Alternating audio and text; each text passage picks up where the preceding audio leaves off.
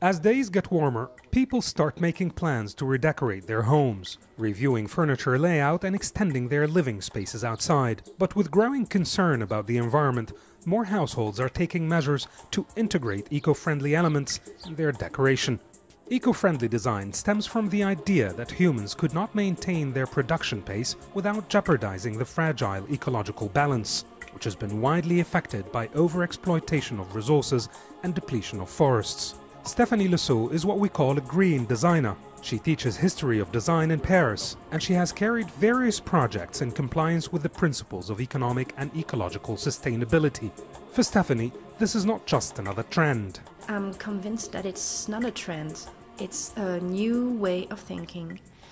Well, it's not really new, but it's something we all have to do if we want to, well, to say the word, which is a really, really big word, but I'm convinced that if we all do that, we can change things. What I try to do in my design, for furniture design or interior design, is to find natural materials, natural way of using these materials.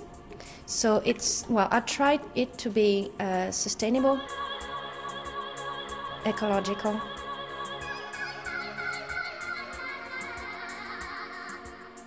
when I can, from fair trade.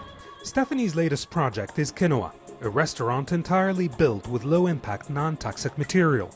The owners have commissioned her to create a unique space where customers are introduced to the efficient use of energy and the recycling of resources. It's using oak, bamboo, coming from a controlled forest, for example.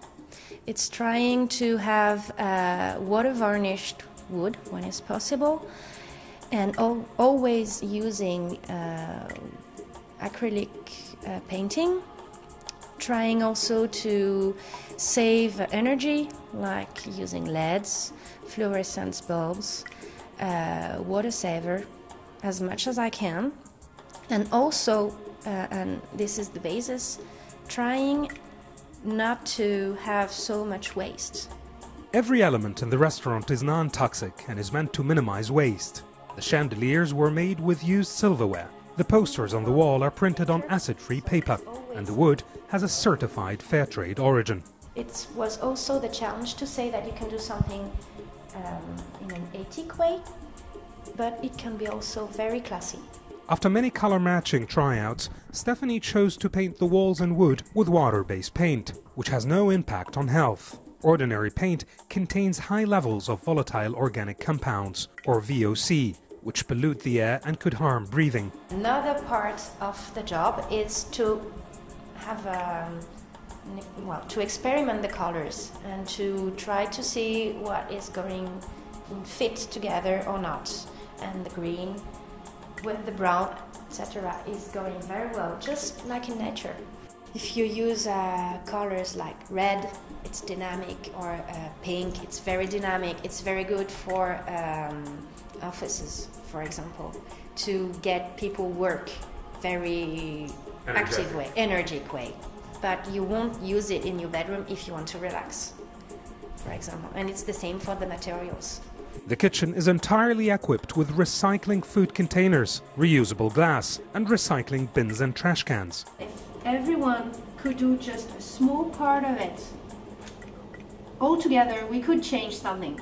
I mean, it just takes a few more minutes to just recycle the glass, use glass instead of aluminum film, for example.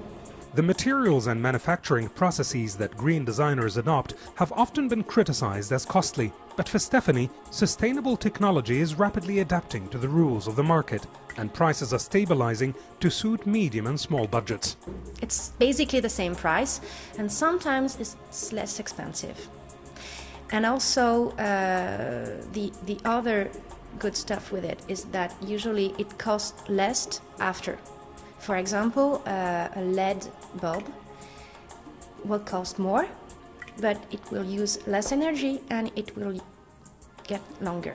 Since it opened in January 2010, Quinoé has been attracting more customers who are aware of the need to go green and who wish to change their consumption habits. Today, Stephanie's challenge is to apply her green experience to a large-scale hotel compound a few blocks away. What we've learned with Stephanie is that eco-friendly design does not necessarily mean decorating your house in an eco-friendly way with eco-friendly elements. That's not enough. It's a state of mind. It's a conscious state of mind that recycles, that does not throw away, that saves on energy. Even the water is filtered. Reporting for Good Morning KSA from Paris, I'm Qusay Al-Kadri.